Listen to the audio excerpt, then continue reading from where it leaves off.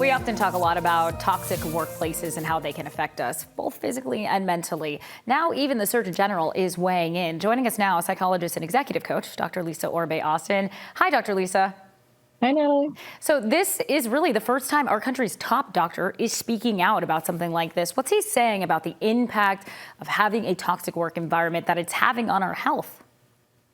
Yeah, he's particularly concerned about long work hours, lack of autonomy, and feelings that don't necessarily are not being paid properly. And so he's concerned about how this leads to chronic stress and how that then leads to things like health outcomes like depression, heart disease, and all their other kind of susceptibility to infection. So he's very concerned about how this affects health outcomes. So he's raising the concern, but also he's giving recommendations. What are some of the recommendations that he's making for workplaces?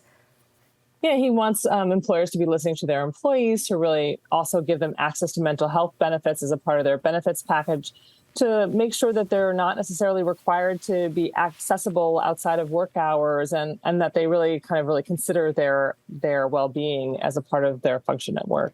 Now, what are some things that go into a mentally healthy workplace? What does that look like?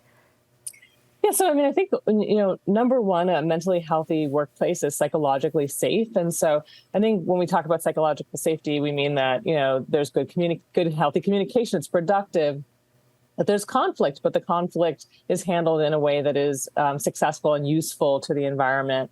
I think also, too, that a healthy work environment allows you to take care of your personal well-being and also your mental health well-being without any consequences.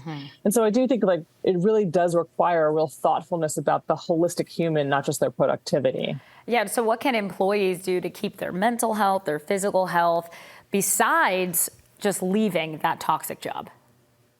Yeah, I think, oftentimes people don't explore their mental health benefits or their health benefits in general, and to be able to use and maximize them, not just for when you're in a crisis or have an emergency, for things like workplace stress, burnout, conflict with a manager. You can go see a therapist for those reasons, and it can be quite helpful to your overall functioning. I think also, too, use your entire PTO, use your vacation time.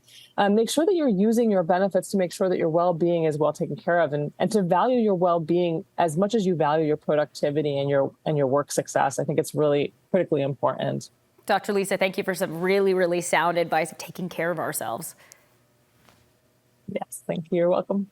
You can find her on social media at Dr. Orbe-Austin, and she's got a new book coming out in December. We'll certainly talk about that. It's called Your Unstoppable Greatness.